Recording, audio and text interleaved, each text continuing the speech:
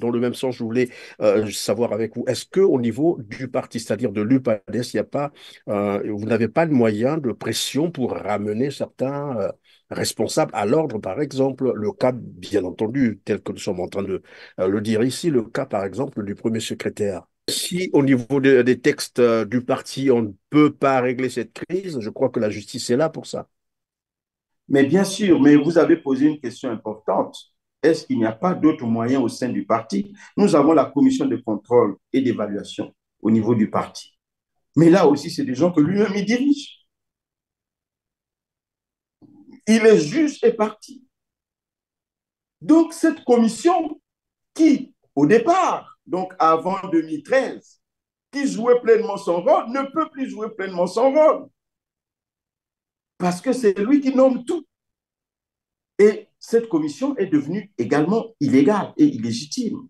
Parce que le président de la commission de contrôle et d'évaluation est élu au Congrès.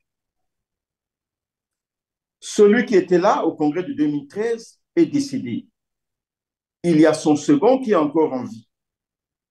Au lieu que ce second-là soit le président de la commission de contrôle et d'évaluation, ce qui est normal, mais non, c'est quelqu'un d'autre. C'est quelqu'un d'autre. Mais lui, son rôle, c'est quoi? Son rôle, quand ça ne va pas au niveau du parti, ou plutôt quand le chef n'est pas d'accord avec quelque chose, le chef l'appelle, le chef dit va écouter un tel et puis on va le sanctionner. C'est tout. Donc, on a quelque chose, on a une instance au niveau du parti qui pouvait régler ce Oui. problème-là. Mais tout est verrouillé. Il s'est accaparé de tout ça. Donc, ça ne peut plus fonctionner. Et évidemment, là, nous avons demandé d'abord une négociation.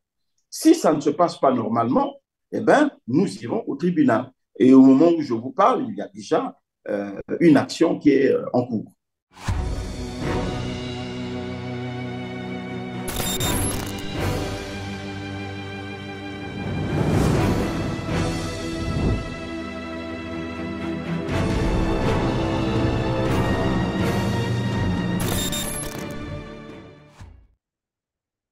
Salut à toutes et à tous, mesdames, messieurs. Merci d'avoir choisi TLR TV. Bienvenue dans ce tout autre numéro de Droit de savoir. Crise structurelle et institutionnelle à l'UPADS. Pascal Tati Mabiala confisque depuis bientôt 20 ans l'alternance à la tête du parti. On en parle aujourd'hui avec le député bienvenu Victor Zamba de l'UPADS. Bonjour, monsieur le député, et merci d'avoir accepté notre invitation. Bonjour, monsieur Christian Perrin. Merci, monsieur le député. Bonjour et bienvenue aussi à ceux qui viennent de nous rejoindre pour la première fois sur R7. Je vais vous prier à faire comme les autres, c'est-à-dire à cliquer sur le petit pouce levé juste en bas de cette vidéo après avoir partagé massivement cette émission pour nous aider à atteindre un plus grand nombre de téléspectateurs. À la fin de l'émission, vous nous diriez ce que vous pensez du sujet que nous allons aborder. Moi, c'est Christian Perrin. Monsieur le député, voici bientôt 20 ans que l'alternance à la tête de l'UPADES, l'Union panafricaine pour la démocratie sociale, le parti du professeur Pascal Lissouba, est confisquée, alors que les textes réglementaires de votre parti prévoient 4 ans de mandat renouvelable une seule fois. Comment expliquer cette crise structurelle et institutionnelle au sein du parti? Merci pour cette question. Nous arrivons à cette crise par la volonté d'une personne. Cette personne n'est autre que le premier secrétaire du parti, c'est-à-dire le camarade Pascal Tchatima-Biala. C'est vrai que, comme vous le savez, l'UPADES, après avoir perdu la guerre, a connu des moments difficiles. Il y a eu une phase où, au niveau des institutions, le parti n'avait pas tellement de ressources pour organiser des congrès. C'était donc difficile que cette alternance se fasse régulièrement, à des moments prévus. Euh, En 2006, par exemple, il y a eu un congrès qui a amené Pascal Sati Mabiala à la tête du parti en tant que secrétaire général. Oui, Et ensuite, il y a eu un congrès en 2013. Mais donc, au départ, avant que le parti ait suffisamment d'élus pour organiser le congrès. Je sais de quoi je parle. Je vais vous démontrer que avec l'argent que dispose le parti par les cotisations des élus, si Tsatim Abiala voulait organiser des congrès, eh ben, il y aurait régulièrement des congrès. Je vais vous donner des chiffres, mais vraiment à Tout la à fait. virgule. Alors, vous disiez Alors, tout à l'heure, monsieur le député, Pascal Satima Biala est élu secrétaire général. Et depuis lors, finalement, il est là. Ou bien il y a eu encore un autre congrès où il a été encore réélu, s'il faut le dire comme ça, non? oui, il y a eu un autre congrès en 2013. Et c'est en 2013 qu'il a été élu premier secrétaire. Et là, les textes du parti changent. Le parti n'est plus dirigé par le secrétaire général comme avant. Le parti est maintenant dirigé par le premier secrétaire. Et Mais au vous allez moment, m'excuser, monsieur le député, oui. du premier secrétaire au, disons, du secrétaire général au premier secrétaire. Qu'est-ce qui change concrètement? Alors, ce qui change concrètement, c'est surtout le fait que le premier secrétaire du parti a pratiquement tous les pouvoirs. Il a plus de pouvoirs que le secrétaire général, Conféré par qui concrètement? mais Qui lui par a les conféré textes ces du pouvoirs? parti, par les textes du parti. Il a tous les pouvoirs, mais pas le pouvoir de ne pas organiser des congrès. Il a tous Alors, les si j'ai bien pouvoirs. compris, c'est aussi pour l'intérêt de nos téléspectateurs. Il a désormais tous les pouvoirs. Donc, du secrétaire général au premier secrétaire, vous dites les pouvoirs sont renforcés. Est-ce que cela veut dire qu'on a changé les textes, c'est-à-dire on a revisé les textes, c'est ça? Tout à fait. Il y a eu une petite révision des textes, mais ça n'a pas beaucoup changé. Sauf que ici, dans les textes, on voit que le premier secrétaire du parti est le chef de l'exécutif et le chef euh, du Parlement du parti. Donc, c'est lui qui organise tout. C'est lui qui convoque le Conseil national. Le Conseil national, c'est le Parlement du parti. C'est le chef de l'exécutif, donc du secrétariat national. C'est lui, par le biais du secrétariat du Conseil national, qui mène, qui convoque le congrès convoqué par le Conseil national, mais c'est lui le chef du Conseil national. Bref, quand lui, il ne veut rien faire, eh bien, le parti est grippé.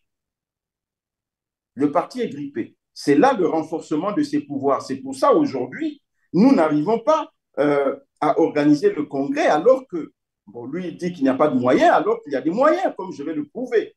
Mais Mais on ne peut pardon, pas aller au monsieur congrès. le député, il a changé les textes lui-même ou bien vous l'avez fait collégialement?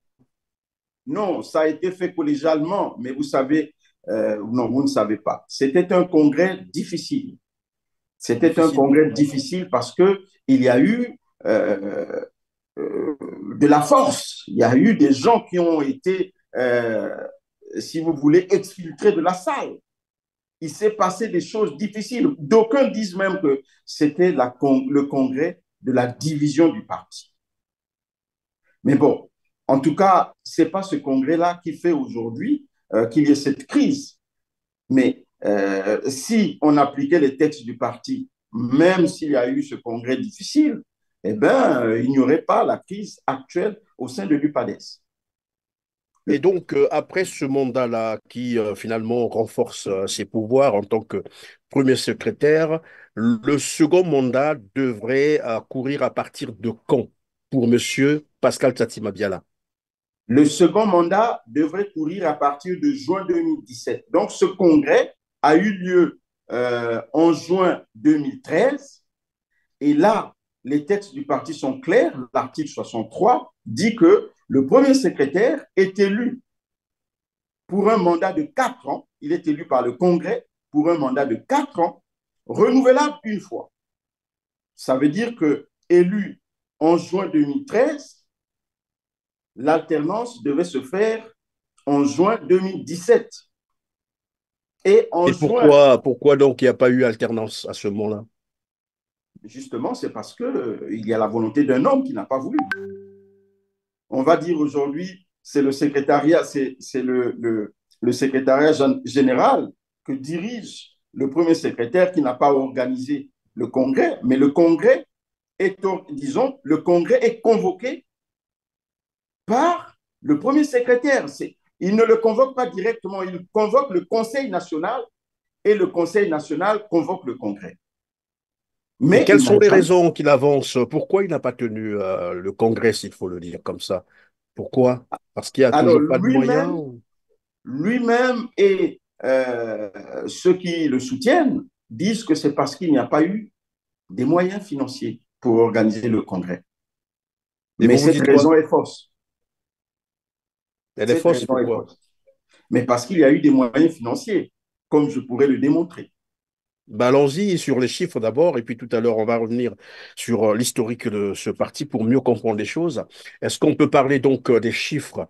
Euh, Combien coûte, bon, estimativement, parce que si on n'a pas des chiffres exacts, combien coûte estimativement la tenue, l'organisation d'un congrès au niveau de l'UPADES? Et d'où viennent les ressources financières? Bien. Les chiffres, je vais ici annoncer les chiffres que lui-même, le premier secrétaire, et ceux qui sont autour de lui disent. Ces chiffres, c'est 200 millions. Mais bon, 200 millions. 200 millions. Alors, les ressources du parti, c'est essentiellement les cotisations des élus. C'est essentiellement les cotisations des élus, les ressources du parti. Et le Euh, congrès se tient chaque 4 ans, c'est ça? Chaque 5 ans, 6 ans? chaque 4 ans, chaque Chaque 4 4 ans, ans. tout à fait. Comme dit l'article 63. Donc, le premier secrétaire est élu au congrès national Oui, pour une durée de 4 ans, renouvelable une fois. une fois. Donc, Et ça veut vous dire disiez tous les tout à 4 l'heure, ans, on a un le congrès. congrès coûte 200 millions. C'est quand même beaucoup d'argent. Comment faites pour rassembler tout ça? Alors, euh,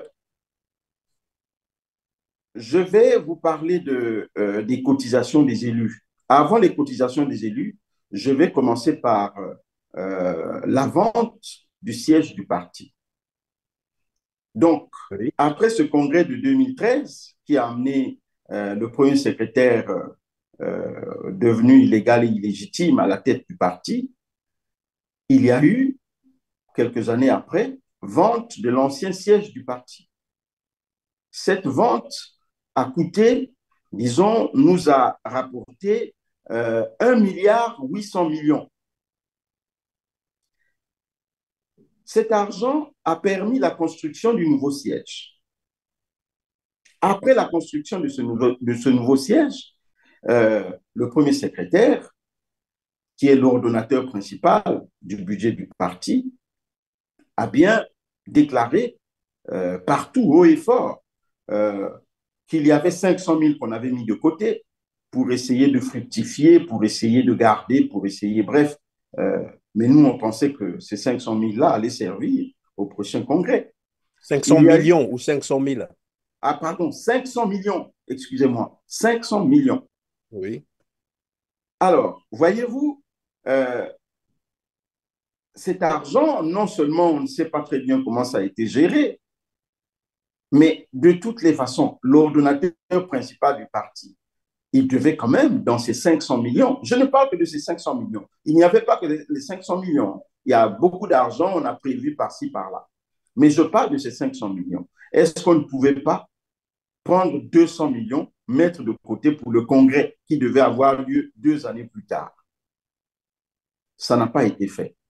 Et là, on ne peut pas dire qu'il a manqué de l'argent au parti. Ça, c'est la première possibilité d'organiser le congrès. Bon, on peut dire que oui, il y a eu beaucoup de choses, il y a eu des imprévus, tout ça. Je vais parler maintenant des cotisations. Donc, je passe à la deuxième possibilité où on a eu de l'argent pour organiser le congrès. Alors, écoutez-moi bien parce que c'est très important. Les gens Je vous peuvent en prie. discuter sur l'argent de la vente du siège, mais ici, là, je vous dis, c'est objectif. Euh, la législature de 2012 à 2017, l'UPADES avait 10 parlementaires. 7 députés et 3 sénateurs. Je ne vais pas parler des cotisations parce que je n'étais pas parlementaire dans cette législature. Il y a eu la législature de 2017-2022. Cette législature, nous étions également 10 parlementaires, 8 députés et 2 sénateurs. Alors, je vous dis actuellement, les cotisations se passent comment? Les parlementaires qui n'ont pas de fonction, les parlementaires de base actuellement, eh bien, on nous retire à la source. Donc, on ne peut même pas dire qu'il y a des gens qui ne veulent pas cotiser, tout ça. On retire à la source 500 000 francs par parlementaire. Alors, multiplier 500 000 par 10, ça fait 5 millions par mois. Nous avons des suppléants. Les députés ont des suppléants. Il y a donc 8 députés, 8 suppléants en 2017, 2022. 2022. Donc, chaque suppléant cotise un peu plus de 30 000. Donc, quand vous multipliez 30 000 par 8 députés, ça vous donne 240 000. Alors, ce qui fait un total de 5 240 000 cotisations des parlementaires de base, donc les parlementaires qui n'ont pas de fonction. Ensuite, il y a des cotisations des parlementaires qui ont des fonctions. Mais je vais d'abord laisser ça, je continue avec les parlementaires qui n'ont pas de fonction. On a dit que par mois, eh ben, les cotisations rapportent 5 240 000. Les parlementaires sans fonction. Donc, les 10. Alors, quand on prend 5 240 000 par 12 mois, multiplié par 12 mois, ça nous donne 62 880 000.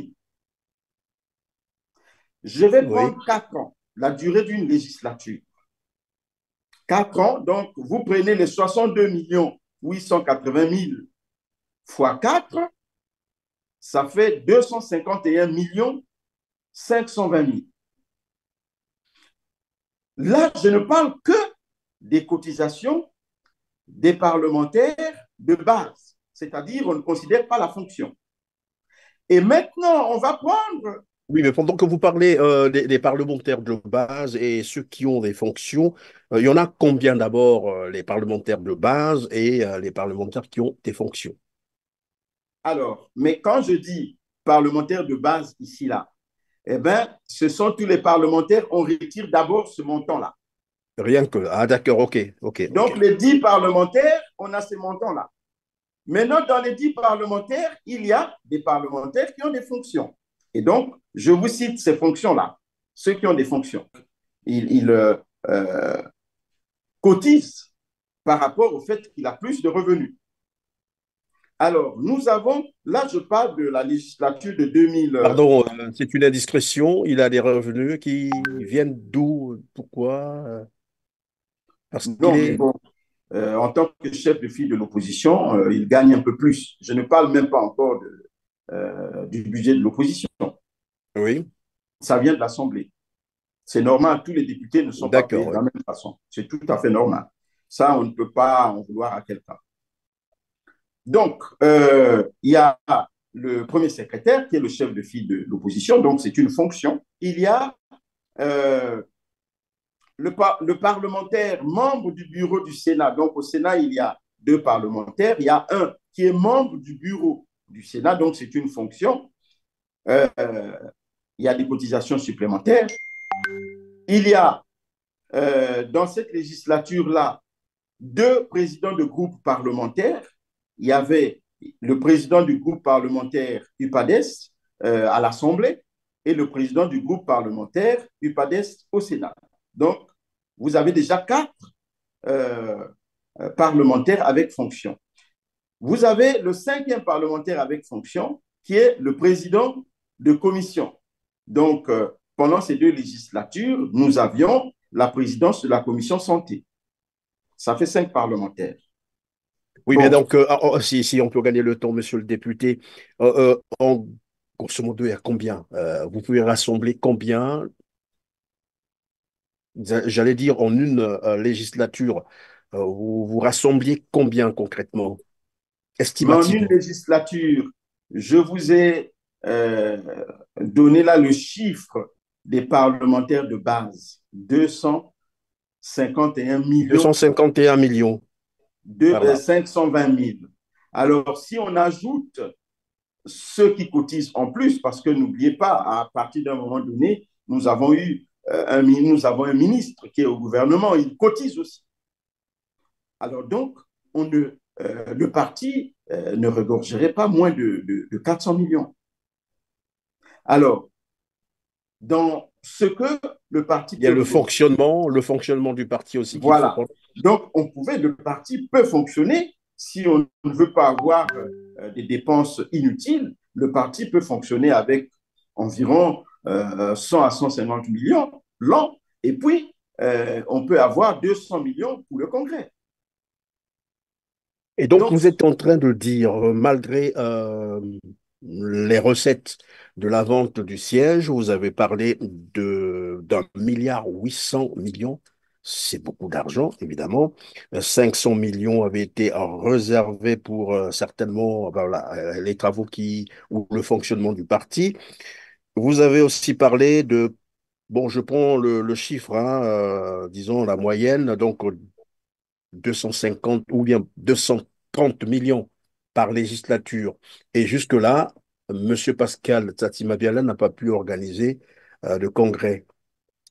Quelle explication donner à cela? Parce qu'il ne voulait pas, comme vous l'avez dit, simplement. Et à quoi a servi donc tout cet argent? Vous aviez eu un retour? On vous a expliqué?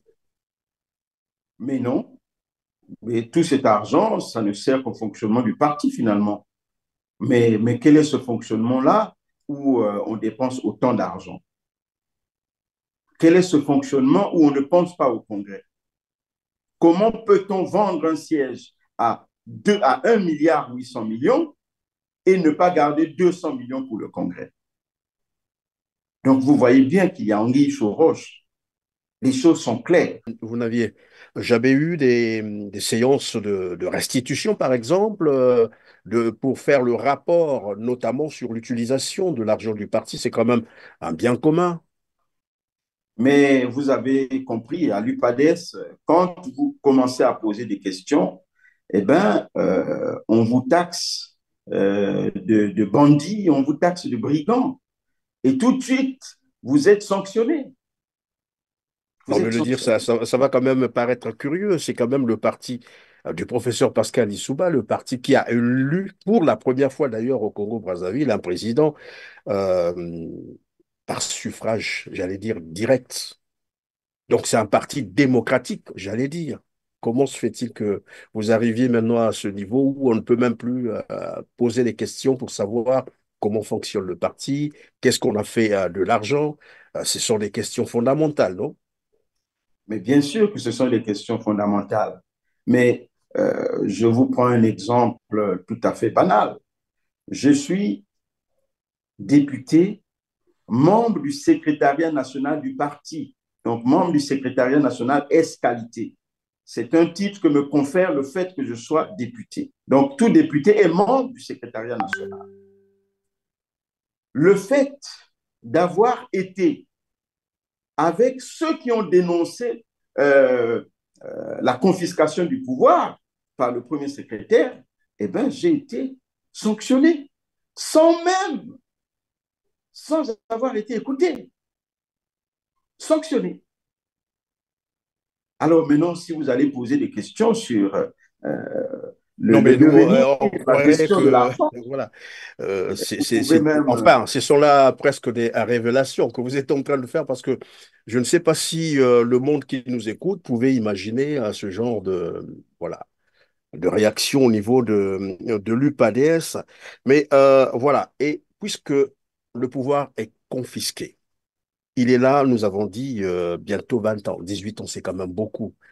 Et maintenant, vous êtes en train de réclamer l'organisation d'un nouveau congrès du parti, donc de l'UPADS. Mais avant d'en arriver, d'arriver là plutôt, est-ce qu'on peut revenir sur l'historique du parti? Probablement que cela va permettre même à ceux qui nous suivent de comprendre un peu, ça allait sur la suite logique, de comprendre ce qui se passe concrètement aujourd'hui au niveau de l'UPADS. Bon, mais l'historique, je ne vais pas m'étendre dessus. Tout ce que je vais dire, je vais commencer euh, en 2006. Donc, 2006, euh, il y a le congrès.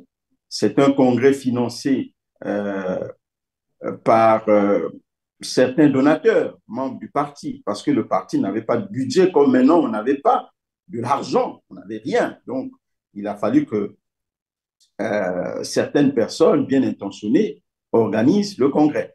Bon, À travers le euh, monde, hein, ou bien seulement ceux qui sont au Congo?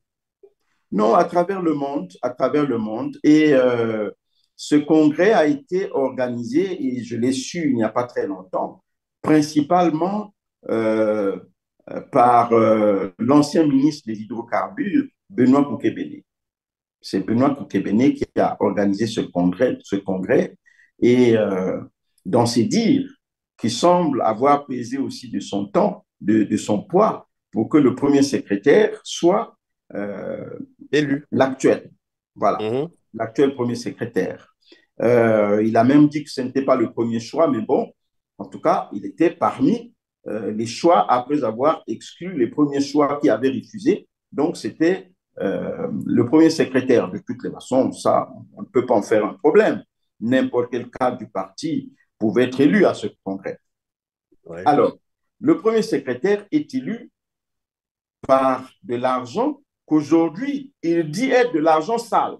Mais à cette époque, pourquoi il dit que c'était de l'argent sale? C'est parce que pour lui, Benoît Poukébéné est parti avec l'argent euh, du contribuable congolais. Mais il a accepté un congrès organisé par cet argent, par de l'argent sale, Pour être élu en plus. pour être élu. Donc, il condamne cela, mais sans se condamner lui-même, parce que je pense que ça s'appelle un receleur. Quelqu'un qui Naturellement, utilise oui. l'argent, quelqu'un qui utilise de l'argent sale.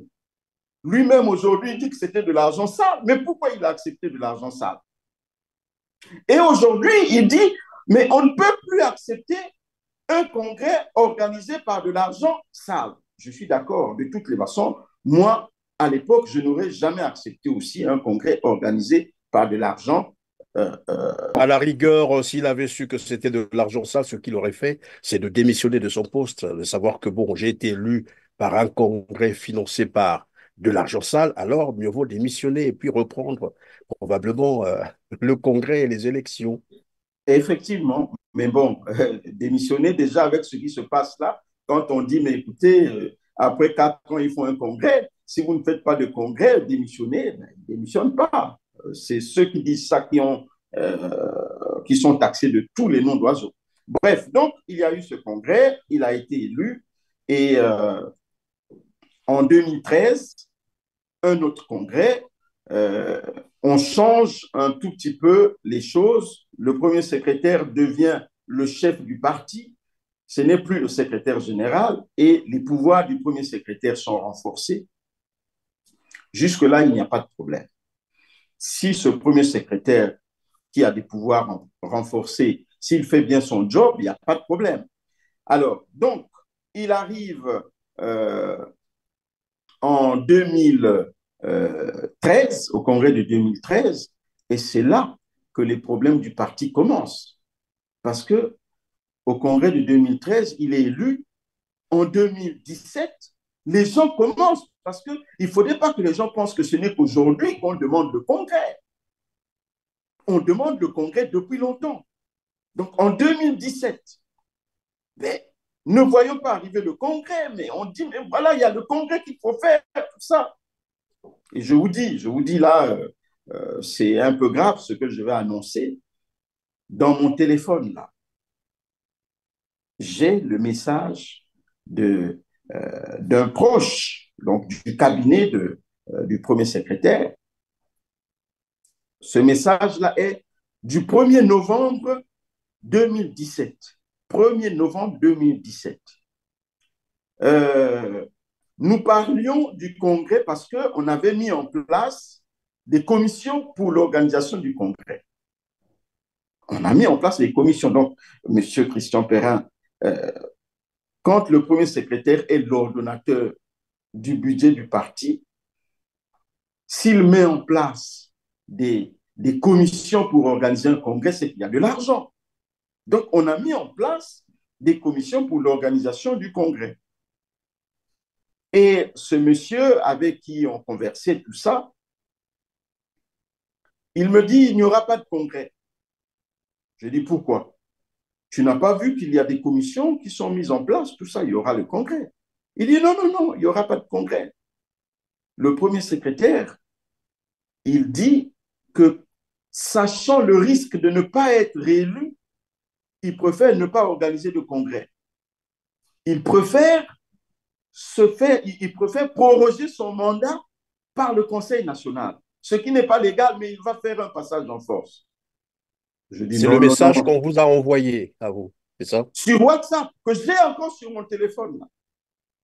Oui. Donc, je vais, au moment venu, parce qu'il va arriver un moment où, s'il faut faire intervenir... Oui, avant d'arriver à ce niveau-là. Monsieur le député, lorsqu'il dit son temps le risque de ne pas être réélu, est-ce parce qu'il voulait finalement faire un troisième mandat, c'est ça? Non, non, non, mais en fait, pour lui, non, pourquoi troisième mandat? Ça devait être un deuxième mandat. Parce que quand le congrès de 2013 a eu lieu, pour lui, il a purgé tout ce qui s'est passé avant. Donc, de 2006 à 2013, c'est multiplié par zéro. On remet le compteur à zéro alors. Oui, donc, on a repris avec une nouvelle constitution, si vous voulez. Et cette nouvelle constitution dit que, voilà, vous avez 4 ans renouvelables une fois. Mais là aussi, après 4 ans, il se dit, mais cette affaire-là, c'est tellement juteux, je n'ai pas besoin d'aller au congrès parce que ça va me rester 4 ans seulement. Donc, il se dit, mais je tire un peu, je tire le temps de préparer l'élection, parce que je vais vous dire des choses. Il a eu à faire certaines choses, certains cafouillages, dans le but de se faire une fausse majorité pour remporter le prochain congrès. Donc, déjà, il se dit, alors, si je ne fais pas le congrès en 2017, je vais gagner quelque temps. Le temps que je vais gagner là, on ne va pas le considérer. On va se dire, bon, mais c'est dans mes 4 ans de mandat, les choses ne se sont pas passées normalement. Et d'ailleurs, c'est ce qu'il veut faire, puisqu'il veut être candidat. Il veut être candidat alors que, élu en 2013, si le congrès avait eu lieu en 2017, il aurait fait, après ces 4 ans, 2021, il allait partir. Donc, en principe, c'est quelqu'un qui ne peut plus se présenter. Il a déjà purgé ses 8 ans. À partir de 2013, je ne compte pas 2006. Et là, finalement, il a fait un mandat, s'il faut le dire, flexible, c'est ça. C'est-à-dire, on peut tirer jusqu'à... Bon, mais ça reste le mandat de 4 ans, même si ça fait 8 ans, 10 ans. Et maintenant, vous exigez finalement le congrès, c'est ça. Donc, et en 2017, maintenant, puisque vous étiez en train de nous parler de 2017, ça se termine comment concrètement? Après la mise en place des commissions, après on annonce quoi là? Silence radio. Silence radio. Donc la réponse classique, il n'y a pas d'argent. Comme si le manque d'argent était une raison pour justifier le non-respect des statuts. Mais écoutez-moi bien, Monsieur Christian Perrin. Vous êtes élu pour une durée de 4 ans. Vous arrivez à 4 ans. Si vous constatez que vous n'avez pas d'argent, si vous constatez que le fonctionnement du parti est tel que le parti ne peut pas organiser un congrès, vous faites quoi? Vous démissionnez. Vous vous dites, mais la mission qu'on m'a confiée, eh bien, ce n'est pas possible dans ce parti-là d'organiser un congrès tous les 4 ans. Mais non, vous ne démissionnez pas. Comme si rien n'était, vous continuez. Vous n'en faites pas un problème. Et le plus grave, c'est que de 2004, de 2017 à 2021, parce qu'il y avait des pressions, il y a eu des membres du Conseil national qui réclamaient le Congrès, tout ça. Donc, à un moment donné, il s'est dit, bon, il y a maintenant trop de pression, il faut quand même que je cherche le moyen, il faut que je passe à l'exécution de ce que l'autre avait dit. Et en 2021, il va proroger ses mandats par un Conseil national, par une session du Conseil national, alors que ça ne fait pas partie des attributions du Conseil national. Donc ça, c'est le premier cafouillage, mais un cafouillage grave, parce que vous utilisez une instance du parti qui n'a pas l'habilité à le faire, à proroger les mandats d'un parti. On peut parler d'un coup d'État interne alors. Ah, mais bien sûr, c'est un coup d'État constitutionnel. C'est un coup d'État.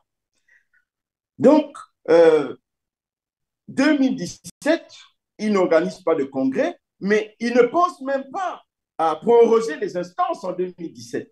En 2021, il se dit, tiens, il faut quand même que je fasse quelque chose, parce que mon mandat là, normalement, il a pris fin en juin 2017. Et là, c'est là qu'il organise ce Conseil national dans le but de proroger les mandats de toutes les instances du parti. Parce que toutes les instances du parti sont élues. Donc, le Conseil national, le bureau politique, tout ça, sont élus par le Congrès. Donc, le fait qu'il n'y ait pas de Congrès en 2017, en juin 2017, mais toutes ces instances sont mortes. Elles sont désormais illégitimes. Illégitimes et illégales. Ça, mais aucune loi ne pourra, aucun texte du parti ne pourra démontrer le contraire.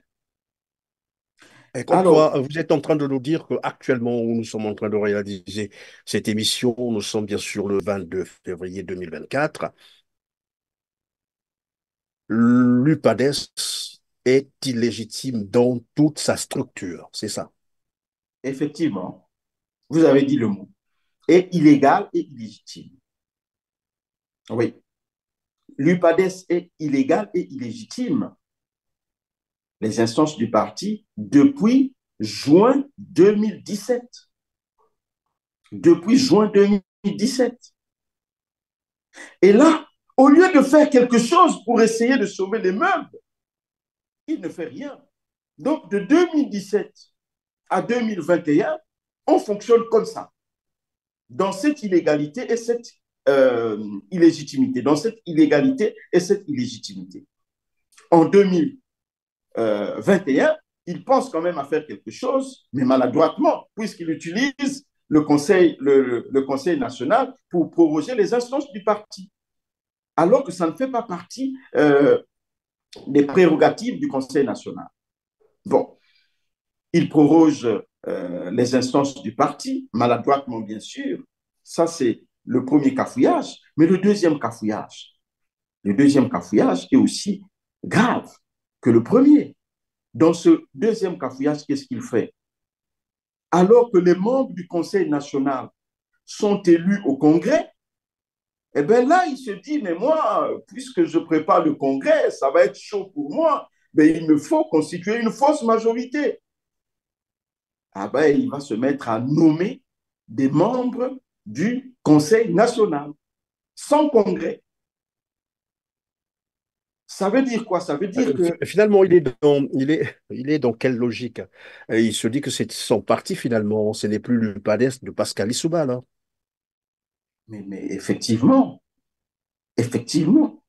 il est dans une logique d'être premier secrétaire à vie. Donc, il s'entoure parce que les grands cadres, ils n'aiment pas les grands cadres au niveau du parti. Parce que quand les gens viennent, vous commencez à faire du bruit, tout ça, non, non, non, ça, ils n'aiment pas.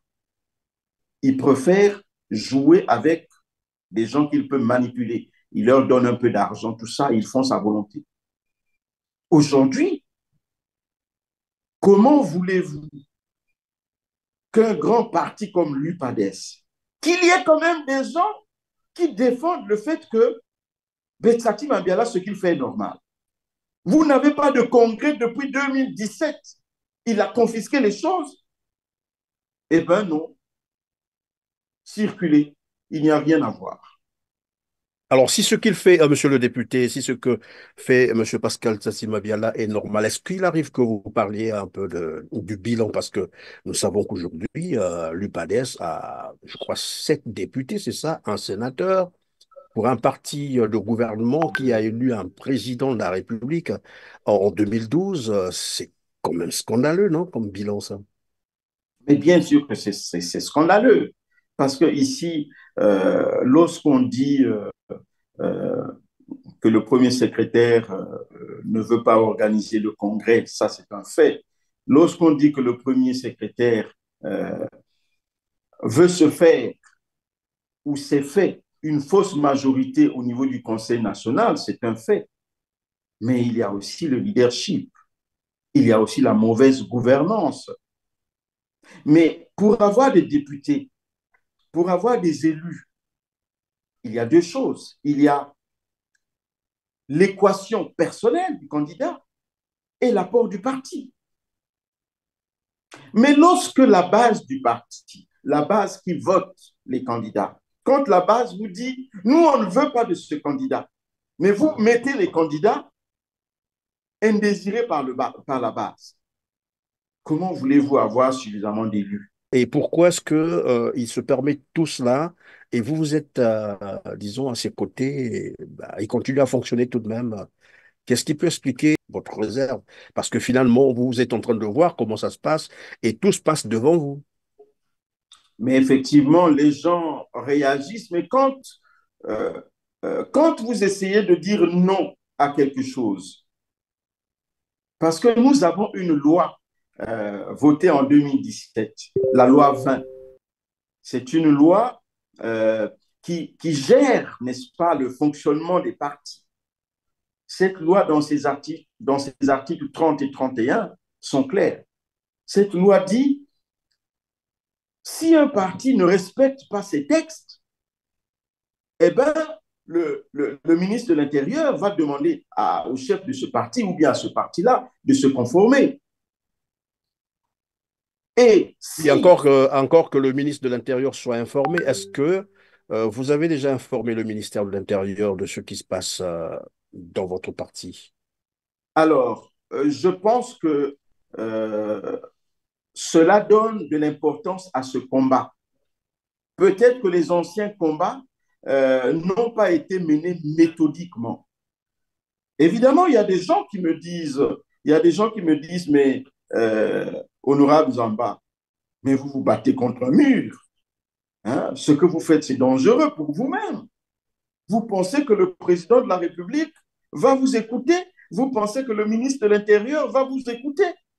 Mais je réponds à ces gens-là, je dis, mais bien sûr, je pense que si avant nous sommes en arrivés là, comme vous venez de dire, c'est peut-être parce que nous n'avons pas suffisamment parlé. Mais ici, au moment où je vous parle, nous avons sollicité à être écoutés par le ministre de l'Intérieur. On va expliquer la situation. Nous avons demandé à être écoutés par le président de l'Assemblée. On va expliquer la situation. Nous avons demandé à être écoutés par le président du Sénat. On va expliquer la situation. Et puis, euh, le président de la République, qui est quand même le garant de la Constitution, le président de la République, je pense que lorsqu'il va écouter ce qui se passe, je suis persuadé qu'il ne savait pas. Parce que le président de la République, quoi que l'on dise, c'est quand même quelqu'un qui est impliqué dans la diplomatie, la grande diplomatie internationale. Quand il y a des problèmes par-ci Oui, mais par-là, ici, le président monsieur le député, ici, nous sommes en train de parler d'une situation qui se passe à l'UPADES. Et lui, il est président du Parti congolais du travail. Comment il va interférer dans votre mais parti? C'est cela la différence. en tant que garant de la Constitution, parce que la loi des partis est bafouée. Donc, ça porte en torse à la Constitution, d'une part. Et d'autre part, lorsque quelqu'un qui n'est plus habilité à être chef de l'opposition, parce que le chef de l'opposition, c'est le chef du plus grand parti de l'opposition. Mais il faut être en ordre avec le parti. Et lorsque un personnage perçoit l'argent de l'État, ce sont des deniers publics, là, ça touche la Constitution. Là, le président de la République peut agir pas parce qu'il veut s'initier de ce qui se passe dans un parti, mais pour Oui, appliquer mais la dans Constitution. le même temps, dans le même sens, pardon, dans le même sens, je voulais savoir avec vous, est-ce que au niveau du parti, c'est-à-dire de l'UPADES, il y a pas, vous n'avez pas de moyen de pression pour ramener certains responsables à l'ordre, par exemple, le cas, bien entendu, tel que nous sommes en train de le dire ici, le cas, par exemple, du premier secrétaire, qui, au niveau des textes du parti, on ne peut pas régler cette crise. Je crois que la justice est là pour ça. Mais bien sûr, mais vous avez posé une question importante. Est-ce qu'il n'y a pas d'autres moyens au sein du parti? Nous avons la commission de contrôle et d'évaluation au niveau du parti. Mais là aussi, c'est des gens que lui-même il dirige. Il est juge et parti. Donc, cette commission qui, au départ, donc avant 2013, qui jouait pleinement son rôle, ne peut plus jouer pleinement son rôle. Parce que c'est lui qui nomme tout. Et cette commission est devenue également illégale et illégitime. Parce que le président de la commission de contrôle et d'évaluation est élu au Congrès. Celui qui était là au Congrès de 2013 est décédé. Il y a son second qui est encore en vie. Au lieu que ce second-là soit le président de la commission de contrôle et d'évaluation, ce qui est normal, mais non, c'est quelqu'un d'autre. C'est quelqu'un d'autre. Mais lui, son rôle, c'est quoi? Son rôle, quand ça ne va pas au niveau du parti, ou plutôt quand le chef n'est pas d'accord avec quelque chose, le chef l'appelle, le chef dit va écouter un tel et puis on va le sanctionner. C'est tout. Donc, on a quelque chose, on a une instance au niveau du parti qui pouvait régler ce Oui. problème-là. Mais tout est verrouillé. Il s'est accaparé de tout ça. Donc, ça ne peut plus fonctionner. Et évidemment, là, nous avons demandé d'abord une négociation. Si ça ne se passe pas normalement, eh ben, nous irons au tribunal. Et au moment où je vous parle, il y a déjà une action qui est en cours. Les textes sont clairs là-dessus. Le mandat, il est de 4 ans, renouvelable une fois. Et Pascal Satima Biala le sait, mais s'accroche au pouvoir. Il a confisqué, nous avons dit, l'alternance au niveau du parti. Et cela a créé une crise. Maintenant, vous voulez d'un congrès, apparemment. Il n'est pas partant pour ce congrès. Qu'adviendra-t-il concrètement? Alors, mais maintenant, je vous dis, c'est risible. Maintenant, il veut convoquer le Conseil national pour nous conduire au Congrès.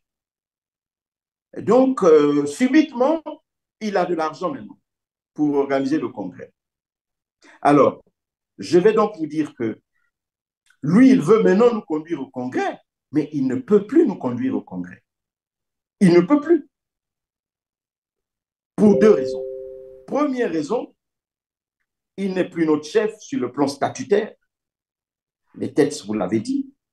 Deuxième raison, le Conseil national qui convoque le Congrès, parce que c'est lui qui convoque le Conseil national et le Conseil national convoque le Congrès. Mais ce Conseil national n'est plus, la composition de ce Conseil national n'est plus statutaire. Il y a des membres nommés par lui, mais on ne peut pas aller à un congrès ou à un conseil national avec des membres qui sont élus par le premier secrétaire. Donc, Alors, oui, monsieur le nous voulons du député, congrès, mais pas lui. Ce n'est pas lui qui doit organiser ce congrès. Monsieur le député Zamba, alors nous sommes à la fin de notre émission. Le temps qui nous a été imparti touche à sa fin. Ce sera probablement la dernière question. Maintenant qu'il faut, lorsqu'il dit aller au Congrès, vous avez dit que maintenant il prépare le Congrès, subitement il a maintenant de l'argent. Est-ce pour dire que lui également sera candidat, c'est ça? Mais bien sûr, vous pensez convoque, il veut convoquer le congrès, pourquoi? Il veut s'éterniser au pouvoir, donc Mais il il a veut eu être des candidat. mandats flexibles, je crois que c'est déjà largement suffisant, non? Mais tout à fait, c'est largement suffisant. Et nous disons, il faut déjà une commission ad hoc qui va se charger de nous conduire au Congrès parce que, un, les instances actuelles du parti sont devenues illégales et illégitimes. Et Oui. deux, même si on pouvait récupérer ces instances-là pour dire, bon, ça va, on va faire avec vous, c'est pas grave.